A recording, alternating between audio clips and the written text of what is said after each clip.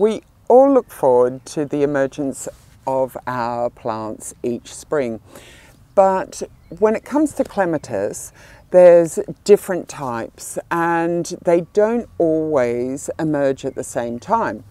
Those belonging to group 1, the early flowering alpinas, macropetallas, for example, they come up, they flower very early, sort of almost March, April time.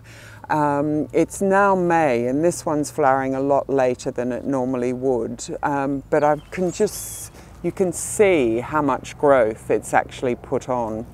The exception to this rule for the group 1s is the montanas, which tend to flower in May, and often what you'll find is they don't put on any growth at all until May, and then the foliage emerges almost at the same time as the flowers do.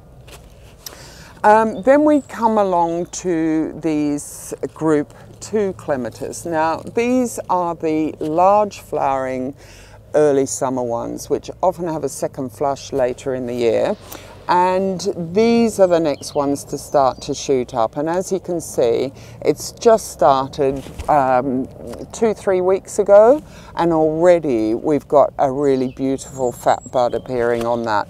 And last but not least are the group 3 Clematis, and this has only just started to grow, and in fact many of the group 3 Clematis are yet to appear above ground level yet.